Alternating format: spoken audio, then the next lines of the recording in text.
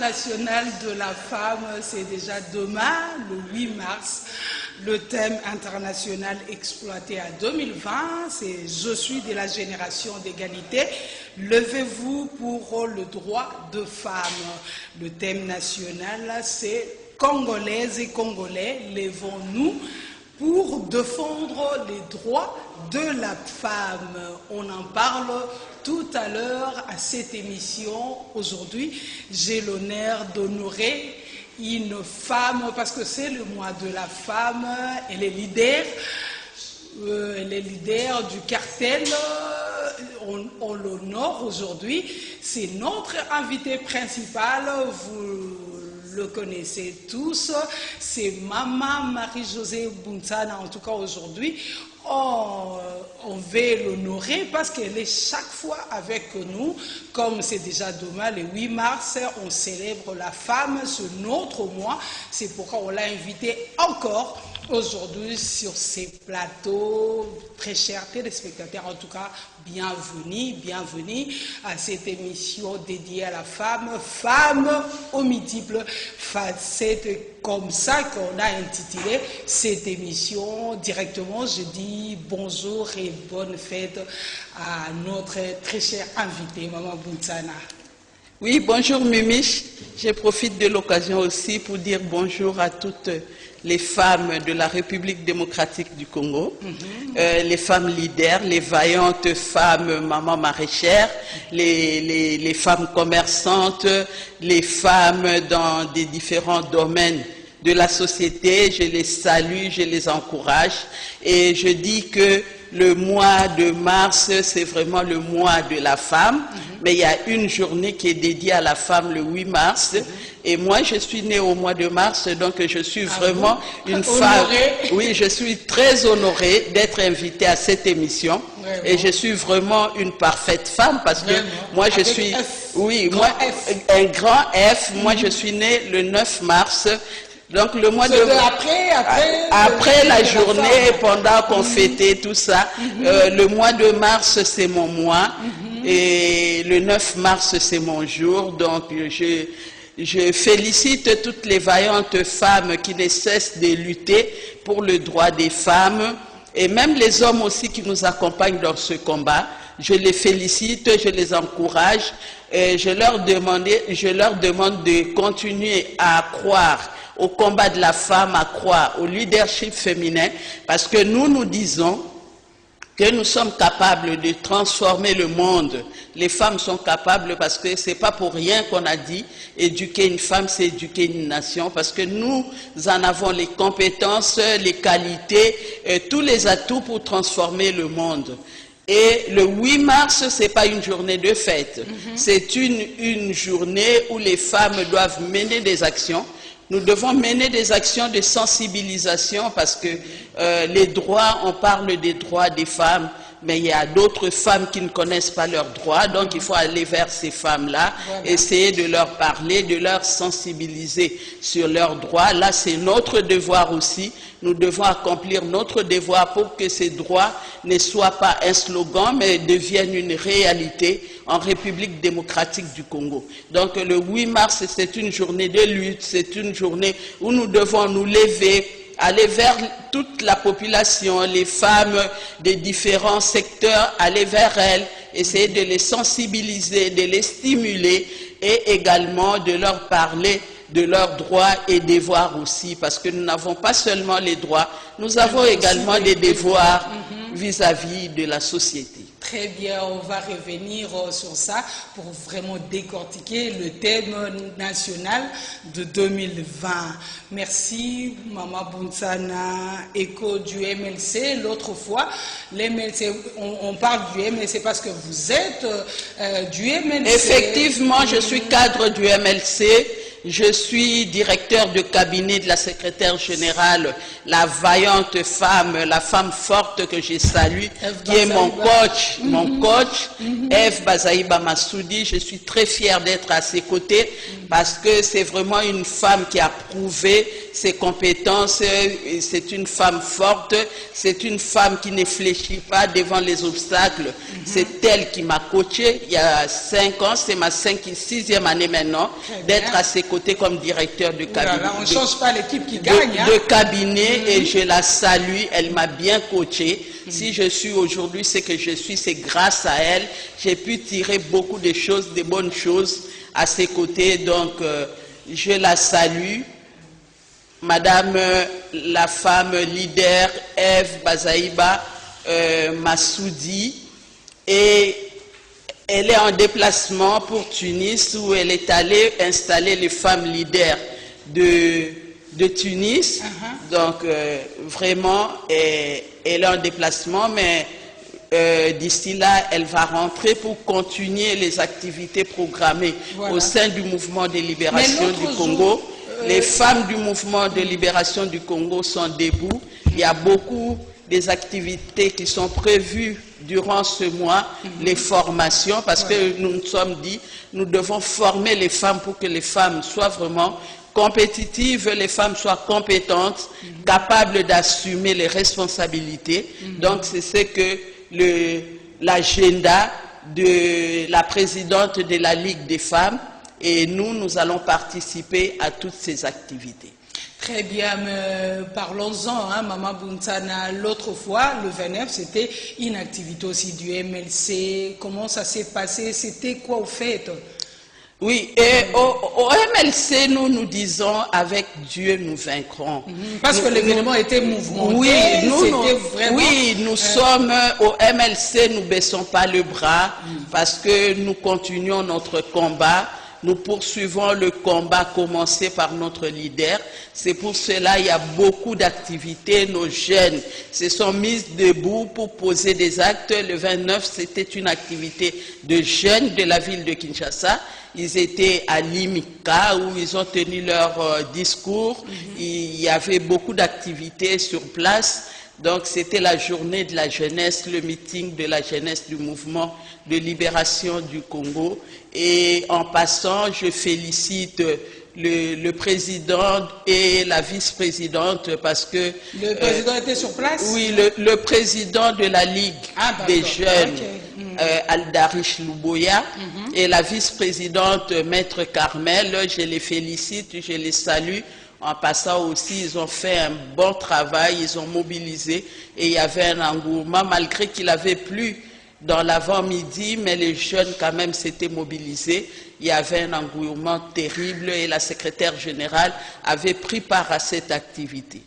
C'est dans le cadre de votre coalition, hein? Vous êtes du MLC, vous êtes aussi de l'AMOCA. On parle de l'affaire Mike Mukebai, pardon. Il est toujours en prison. Mais le jeune de l'AMOCA, on dit que bientôt, ils vont prévoir une activité, une marche pour dénoncer le retard pour la sortie de Mike Mukebai. J'espère que vous connaissez l'affaire de Mike Mukebai. Sur ces, est-ce que vous avez un petit commentaire? Est-ce que vous serez là? Est-ce que MLC est impliqué? Oui, mais l'affaire Mike Mukebai, c'est un élu. C'est quelqu'un qui a été élu, sa base c'est dans cette commune de Lingwala. Et puis Mike Mukebai, c'est quand même un combattant. Nous avons mené des actions avec Mike Mukebai pour qu'on en vienne là où nous sommes aujourd'hui, pour que le président Félix soit président, parce qu'il y a eu des actions. L'ancien président ne voulait pas organiser les élections et Mike s'est élevé avec tout le monde. Nous avons mené des actions et moi je ne comprends pas pourquoi cette justice à double vitesse. Et les autorités observent, les autorités ne disent rien. C'est pour cela que nous disons que la justice est politisée. Tant que la justice ne sera pas libre en République démocratique du Congo, le développement, la démocratie ne sera qu'un slogan, ne sera qu'une utopie parce que c'est la justice qui élève une nation. Tant que la justice sera aux mains des politiques, tant que la justice sera dictée par les politiques, et là, il nous sera difficile pour relever les défis qui nous attendent d'ici 2030, les défis du développement durable. On ne peut pas développer une nation quand il y a l'injustice.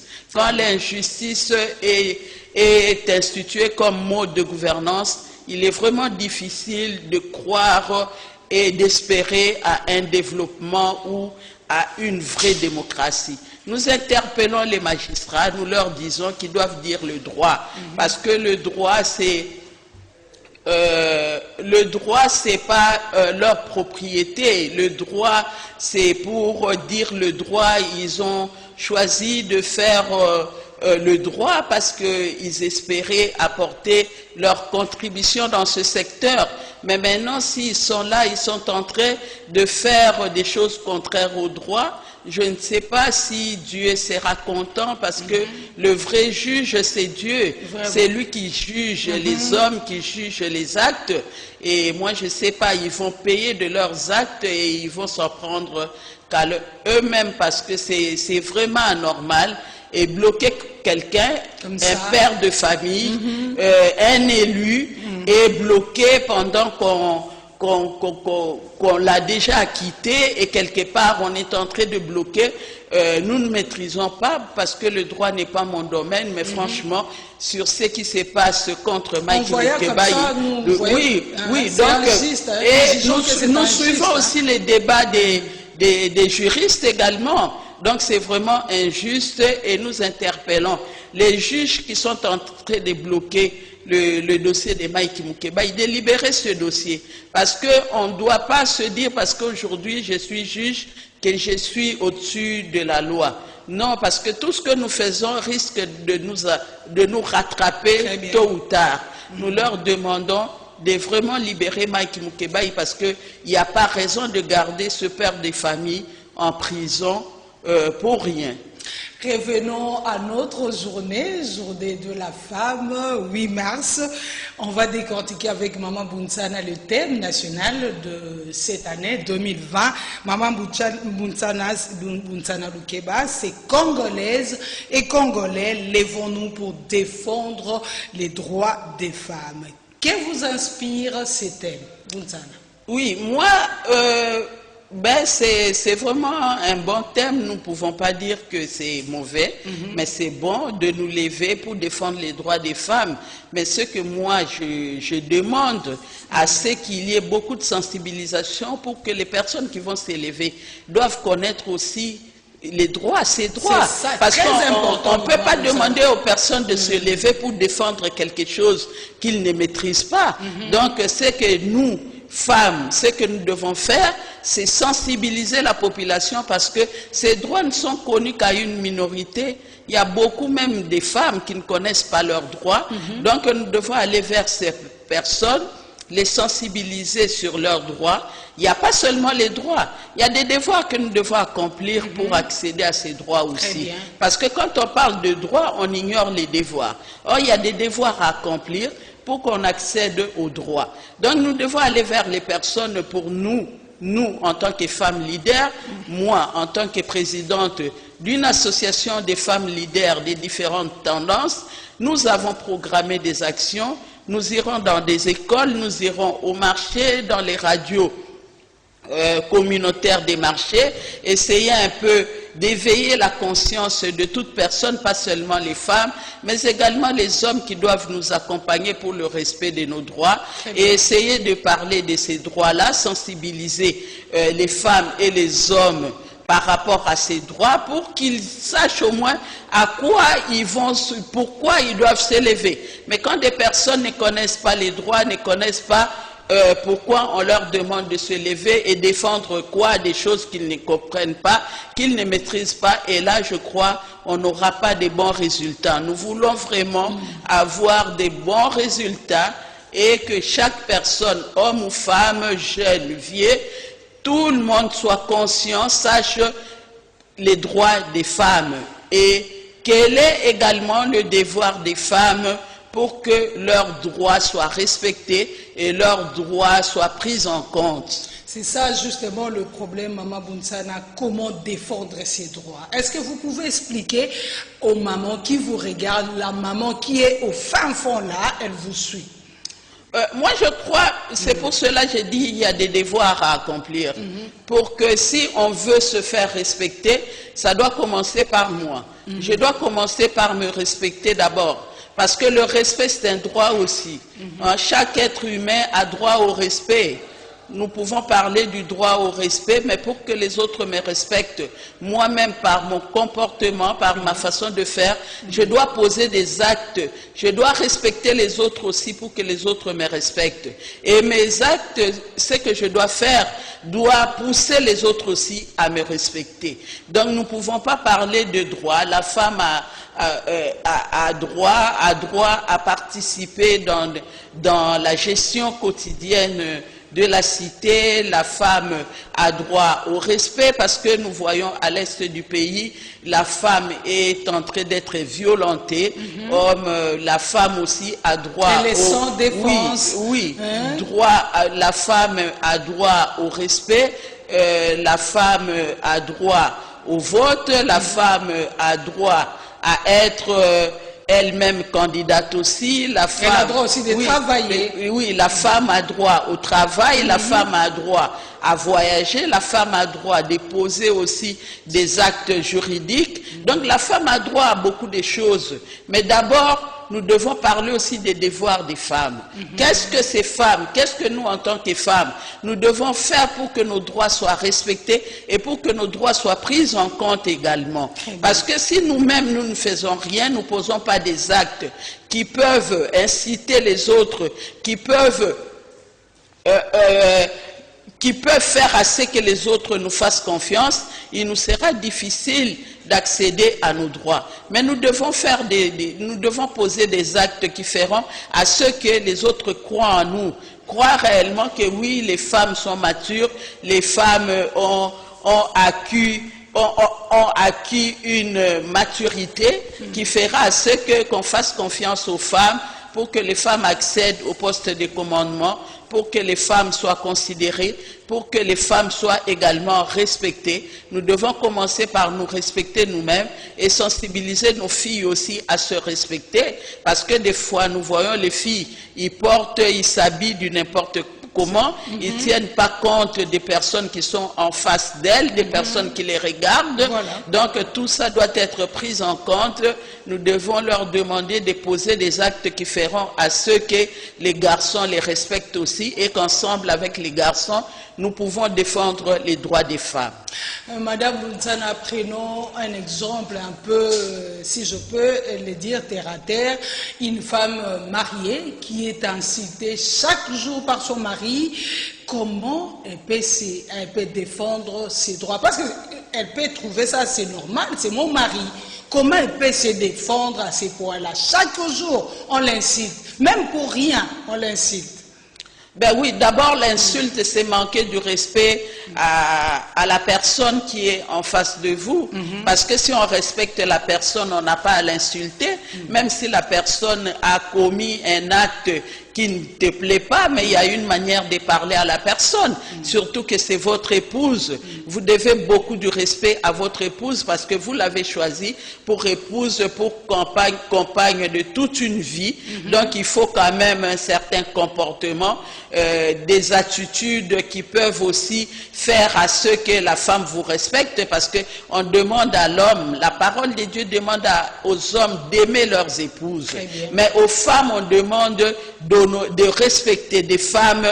Soyez soumises. Et cette soumission ne peut être que quand la femme se sent en sécurité, quand la femme sent qu'elle est aimée, quand la femme sent qu'elle est protégée, quand la femme sent que son homme le respecte, eh bien la soumission vient de soi-même. Mais on ne peut pas être soumise à une personne qui vous met dans une position d'insécurité. Parce que insulter une personne tous les jours, ça met la personne dans une position d'insécurité. Voilà. Et là, la personne elle-même se recroqueville, en elle parce que elle ne croit même pas en ses capacités parce que tout le temps vous l'insultez, je ne sais pas sur quoi, peut-être vous la traitez comme quelque chose sans valeur, et comment cette personne peut être soumise quand elle subit de tels comportements. Et nous demandons aux hommes qui posent de tels actes de ne pas considérer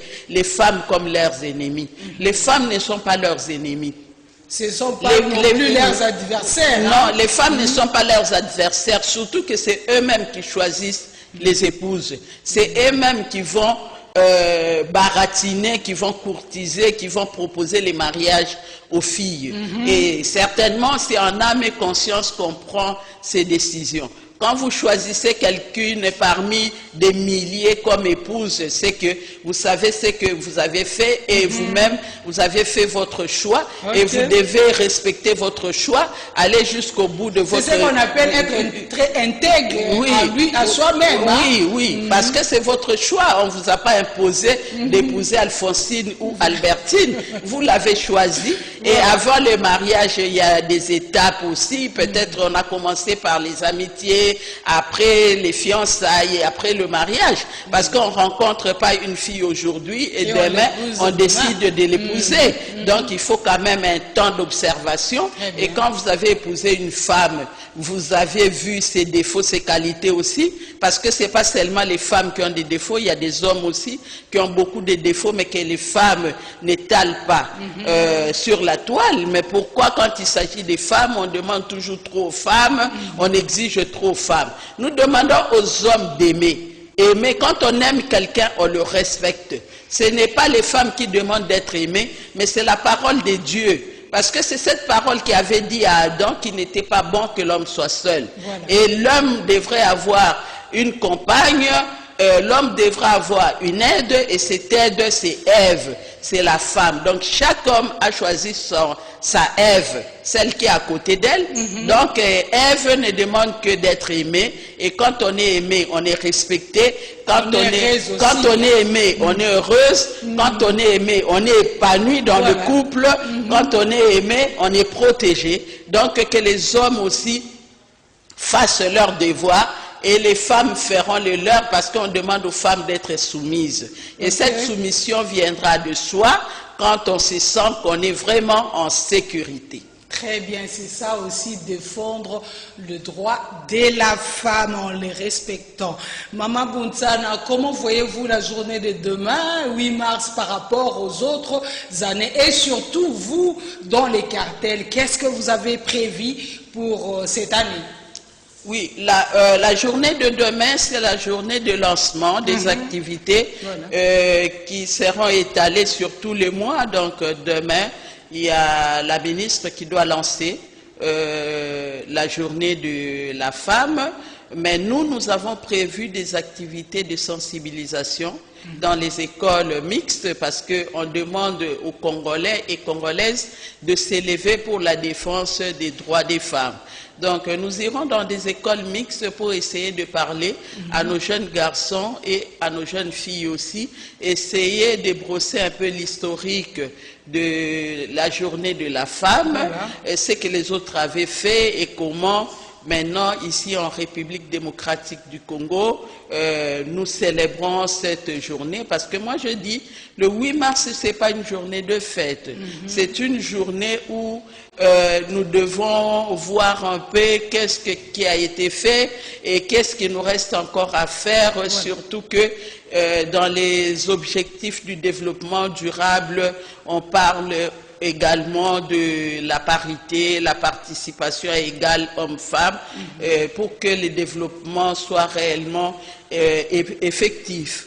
Et nous devons sensibiliser nos jeunes à connaître pas seulement leurs droits, mais également les devoirs, comme je l'ai dit. Il y a des choses que nous devons faire pour que nos droits soient pris en compte. Donc, nous irons sensibiliser nous avons prévu 3 écoles. 3 écoles, une à Tiangou, deux à Moamba. C'est là où nous allons mener nos activités, mais également aussi dans 3 marchés, marché de la Liberté, marché central, marché Gambela, Voilà. où nous irons parler également à ceux qui passent les journées dans les marchés, pour que ces personnes aussi sachent ce que c'est le droit des femmes, Voilà. et qu'est-ce qu'ils doivent faire aussi pour que ces droits soient protégés, parce qu'on ne peut pas demander à la personne de défendre les droits que la personne ne connaît pas. Nous devons Donc, essayer de parler un peu de ces droits, et pour que tous se lèvent pour la défense de ce droit. Donc vous ciblez toutes les couches de femmes. Oui, toutes les couches, pas seulement des femmes, même des hommes. Oui, dans ces écoles-là, il y a les élèves, il y a des jeunes, parce que tout doit commencer à la base. Voilà. C'est pas à l'université où on apprend des choses. Nous devons, à la base. nous devons commencer à la base, que nos jeunes qui sont dans ces écoles avec filles, et qu'ils aient un certain comportement vis-à-vis des filles. Voilà. Parce que souvent, nous remarquons, les filles sont humiliées quand la fille ne sait pas répondre aux questions. Et oui, les garçons... Elle est ridiculisée. Oui, les garçons la ridiculisent même sur la route. Donc, toutes ces choses, nous devons interpeller les jeunes, essayer un peu de leur parler, de considérer les filles comme leurs sœurs, comme leurs amis, comme les collègues, et non comme les adversaires, de les respecter comme les filles les respectent également, parce que je ne pense pas que les filles dénigrent les garçons. Les filles sont là, protègent les garçons, et parce que des fois, nous voyons sur la route quand un garçon d'une école est attaqué par les inconnus, mais si les filles sont là, les filles défendent leurs collègues. Voilà. Et ça doit être ainsi aussi pour les filles, que les garçons aient le même comportement de considération, parce que à la maison, ils ont une mère. À la maison, ils ont également des sœurs. Voilà. Et pourquoi considérer les autres sœurs, les autres filles comme les ennemis? Voilà. Donc, tel que nous considérons nos parents, notre mère, notre sœur, c'est de la même manière que nous devons voir aussi les autres filles qui sont à côté de nous, qui travaillent avec nous, qui sont à l'école avec nous, qui sont au marché avec nous. Donc nous devons sensibiliser les garçons, parce que nous voulons qu'il y ait une masculinité positive. Les personnes qui soutiennent les femmes, les personnes qui encouragent les femmes, les personnes qui accompagnent les femmes, parce qu'on ne peut pas prétendre au développement d'une nation en excluant une composante qui est féminine. Donc, tous ensemble, nous devons travailler la main dans la main pour bâtir la République démocratique du Congo, une République démocratique et une République forte au cœur du continent africain. Très bien, bien dit, Maman Bountsana. C'est toujours dans le cadre du bois de la femme. Maman Bountsana, bientôt, c'est la nomination de mandataire public. Il faut en profiter, hein, parce que c'est le mois, c'est prévu pour mi-mars. Donc, il faut lever les voix. Qu'est-ce que vous attendez de la part du gouvernement, de la part de la présidence pour les quotas de femmes? On est au mois de la femme. Oui, mais ce que nous pouvons faire, c'est seulement mener des plaidoyers au gouvernant pour qu'ils prennent... Moi, je me demande toujours, j'ai dit, mais dans les partis politiques de ces gouvernements, de ces gouvernants, il y a quand même des femmes. On en connaît, nous connaissons des femmes capables qui sont avec eux, mais les hommes sont tellement égoïstes quand il s'agit des partages du pouvoir, comme eux-mêmes appellent ça gâteau, et ils excluent toujours les femmes. Là, on ne considère pas, là, on ne voit pas les femmes qui les ont accompagnées dans leur combat pour qu'ils accèdent quand il s'agit de sensibiliser, quand il s'agit pour accéder à ces postes, ils ne voient pas comment les femmes étaient mobilisées, parce que dans les manifestations publiques, nous voyons, il y a plus de femmes, des jeunes, des mamans, même des vieilles mamans qui participent à cela. Mais quand il s'agit de partage des postes, là, ce sont les hommes entre eux, ils commencent à se partager, ils commencent à jouer comme s'ils jouaient le jeu des dames. Et là, les femmes sont exclues. Vraiment. Mais nous leur interpellons que dans leur parti politique, au sein de leurs composantes, ils ont également des femmes, qu'ils prennent en compte ces femmes-là, qui les ont accompagnés pour qu'ils arrivent là où ils sont arrivés aujourd'hui, et que ces femmes-là aussi, qu'on leur confie des responsabilités pour voir un peu de quoi ces femmes-là sont capables. Mais ce que nous savons, que partout où la femme est, on a toujours vu comment les choses ont bien marché parce que c'est la femme qui est là. Une maison où il n'y a pas de maman, nous voyons comment la maison est presque morte. C'est une maison qui ne vit pas. Mais quand la femme est là, ben, la femme donne vie, la femme fait bouger les choses, la femme, c'est une bonne gestionnaire, la femme travaille pour le bien communautaire et non pour ses intérêts. Par contre, les hommes, quand ils accèdent à ces postes, nous les voyons, si il était marié à une femme, il commence à voir ailleurs aussi, il commence à voir beaucoup de voitures, il commence à voir comment je peux faire pour conquérir telle femme. C'est ça l'homme, c'est la nature de l'homme. Mais quant à la femme, quand la femme accède au poste de responsabilité, la femme voit les défis qui sont en face d'elle. Qu'est-ce que je dois faire pour relever tel défi? Voilà. Qu'est-ce que je dois faire pour payer mes agents? Qu'est-ce que je dois faire pour organiser les choses ici différemment? Et qu'est-ce que je dois faire pour bien gérer les ressources qui sont mises à ma disposition? Là, c'est la femme. Donc, quand ils vont nommer des gens dans les institutions, qu'ils tiennent compte de la parité, qu'ils tiennent compte de ces femmes qui existent, de leurs compétences aussi, parce qu'on ne peut pas placer une femme parce que c'est une femme d'un parti politique, mais il faut que la femme aussi prouve ses compétences, la femme aussi soit capable de gérer la chose publique. Donc ils doivent prendre compte de tous ces paramètres pour que réellement nous ayons beaucoup de femmes à assumer ses responsabilités. Une dernière question pour boucler ces chapitres de la femme.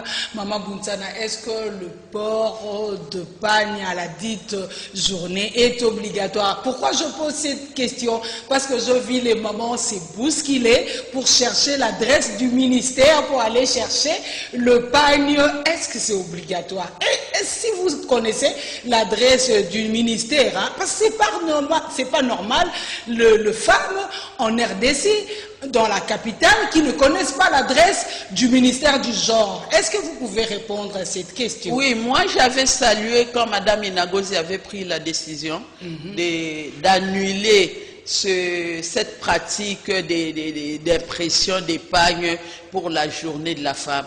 La journée de la femme n'est pas une journée de port des pagnes, parce que chaque jour c'est une journée de la femme. Et chaque jour, la femme doit être consciente de ses responsabilités. Chaque jour, la femme doit poser les actes dans l'intérêt de tous, dans l'intérêt pas seulement de sa famille, mais de la communauté des personnes qui sont autour d'elle. Donc, chaque jour, c'est une journée de la femme, et chaque jour, la femme ne porte que son pagne. Et le pagne imprimé par le ministère, moi je ne vois pas en quoi ce pagne est exceptionnel. Ce n'est qu'une distraction, moi je crois, parce que les femmes... Et c'est cher aussi. Oui, les femmes vont se distraire. Donc on distrait les femmes au lieu de focaliser l'attention des femmes sur l'essentiel. On va distraire les femmes sur les accessoires, le port des pagnes. Mais chaque jour, nous portons des pagnes. Chaque jour, c'est notre journée. Donc, les femmes devraient comme aujourd'hui, Maman Bountsana, c'est pour très belle. Hein? Merci. C'est pour cela, moi, je dis que quand nous demandons que les autres nous accompagnent dans la défense de nos droits, on doit aussi sensibiliser les femmes à connaître leurs devoirs. Voilà. Parce qu'il n'y a pas seulement de droits, il y a aussi des devoirs. Il y a des actes que nous devons poser, des actes qui vont rassurer, des actes qui feront à ce que les autres croient à ce combat pour qu'ils nous soutiennent dans le respect de nos droits. Sinon, ça ne sera qu'une utopie, ça ne sera que des lettres mortes. Et moi, je décourage ces femmes-là qui font des va-et-vient pour chercher... L'adresse du ministère, vous ne connaissez pas? Oui, ben, si elles ne connaissent pas l'adresse de leur ministère, elles n'ont qu'à se mobiliser en cette journée pour... il faut vraiment qu'il y ait... la journée du 8 mars, c'est une journée où les femmes, nous devons faire des choses autrement, même dans nos familles. Si nous ne sommes pas dans des associations, si nous n'avons rien à faire, mais essayons, nous avons toujours quelque chose à faire dans la famille. Essayons de poser des actes pour que l'homme qui est à côté de toi, ces fils-là qui sont avec toi, voient en toi un modèle et essayez un peu de poser des actes qui feront pour que les autres aussi, même les voisins qui habitent dans la même parcelle que toi, dans le quartier que toi, voient réellement qu'il y a un changement et que tu es en train de leur lancer un message. Nous, en communication, nous disons tout est communication. Le comportement, c'est une communication. Notre façon de faire, notre habillement, c'est une communication également. Et moi, j'interpelle les femmes que le 8 mars demain, ça doit être une journée où nous devons poser des actes qui vont rassurer notre environnement, qui vont rassurer des personnes qui sont à nos côtés, de croire à ce combat de la femme, de croire à réellement soutenir la femme dans le respect de ses droits. Changeons de chapitre rapidement, Maman Bounsana, l'enseignement à présent. L'UNIKIN, on parle de l'UNIKIN, hein, on est vraiment de cœur avec les étudiants de l'UNIKIN. Certains professeurs ont commencé à donner le cours, mais malheureusement, c'est de l'UPUKIN ont refusé, ils ont conditionné leur reprise à la solution de leurs revendications. En tant que professeur, vous avez un mot à placer? Ben, moi je dis, quand on demande aux gens de faire quelque chose, on doit prendre en compte aussi leurs droits. Oui, parce que les professeurs ont droit aussi à vivre dans de bonnes conditions. Parce qu'aujourd'hui, si nous avons des ministres, parce qu'ils ont été enseignés par les professeurs sont là, ils transmettent les connaissances. On ne peut pas ignorer ces personnes, leur laisser décroupir dans la misère. En principe, les professeurs devraient être des personnes mieux payées en République démocratique du Congo, mieux considérées que les ministres. Donc des professeurs, ce ne sont pas de n'importe qui, parce que c'est eux qui font de nous ministres, qui font de nous présidents de la République, qui font de nous des hommes scientifiques, des personnes respectées dans la société. Donc on doit prendre en compte leurs revendications si réellement nous voulons que nos élèves, que nos étudiants soient bien formés, parce que le ventre affamé n'a point d'oreille. Quand quelqu'un vient affamé comme ça, je ne vois pas comment il peut donner la matière, il peut bien dispenser sa matière, parce que il aura les pensées ailleurs dans sa maison, où il a laissé ses enfants affamés, où il a laissé son loyer non payé, donc il aura la pensée ailleurs. Donc l'État doit bien payer les professeurs, parce que si eux ils sont là, s'ils sont ministres, parce qu'ils ont été enseignés par les professeurs, on doit considérer leurs revendications si nous voulons réellement faire de nos écoles, de nos universités, des universités modèles. Nous devons bien payer les enseignants. Nous sommes vraiment arrivés à la fin de notre émission. Aujourd'hui, on célèbre la femme parce que c'est déjà demain, le 8 mars. Maman Bounsana, votre dernier mot? Oui, moi j'encourage mon dernier mot. Je l'ai dit quand nous avons commencé l'émission, c'est un mot d'encouragement, un mot d'encouragement aux femmes qui ont compris leur rôle dans la société, les femmes comme mon coach Eve Bazaïba Massoudi, Madeleine Kalala, Mama Koima Futa, je les salue. Je les encourage dans leur combat, toutes ces femmes. Il y a d'autres que je ne peux pas citer. Il y a Madame Chantal Safou, il y a Madame Solange Bamoongo, il y a Cathy Donja, toutes ces femmes qui travaillent, qui réfléchissent pour les droits des femmes. Je les encourage à continuer ce combat, mais également, nous faisons aussi notre devoir. Ce que je suis venu faire ici, c'est mon devoir de sensibilisation aussi. Et nous encourageons ces femmes aussi d'emboîter les pas, de parler, même si on ne sait pas accéder aux médias, mais de parler. Nous avons la bouche pour parler, pour sensibiliser nos enfants, hommes et garçons et filles, et également sensibiliser le mari qui tout le temps est en train d'insulter sa femme, la dénigrer, mais c'est très impoli aussi. Oui, c'est quelqu'un qui a droit aussi à la sensibilisation. Donc, nous pouvons les sensibiliser soit par notre comportement, soit par notre façon de faire les choses. Donc, nous encourageons les femmes à continuer notre combat parce que nous croyons que la victoire est certaine. C'en est fini pour aujourd'hui. Femmes aux multiples facettes a reçu pour vous leader, la présidente du cartel, Maman Marie-Josée Buntsana Lukeba. Nous souhaitons très bonne fête demain, 8 mars, à toutes les femmes. Je dis bonne fête à Maman Claudine Lutete, ainsi qu'à Mireille Lutete, sans oublier Maman Gertrude Lutete, Maman Buntsana. Nous disons quoi? Bonne fête à toutes les mamans. Hein? Oui, bonne fête à toutes les mamans, mais sans oublier les personnes, les hommes qui nous accompagnent. Ah, oui, je dis bonne fête à Doudou Montiri, qui est toujours avec nous. Bonne fête à Karine et Bébé, notre fille qui est là, Alain Kabongo, Bruno Nzinga. Bonne fête à ces hommes. À Maya Yamate. Oui, à Maya. Donc, bonne fête même au DG de CCTV, Jean-Jacques Mamba. Bonne fête à vous également, parce que vous, c'est la masculinité positive. Vous accompagnez les femmes, vous soutenez les femmes. Donc, bonne fête à vous également. Lèvons-nous ensemble pour la défense des droits des femmes. Maman, on fait une bise pour la journée demain. Merci. Merci beaucoup pour votre présence parmi nous. En tout cas, merci. Bonne fête. Merci.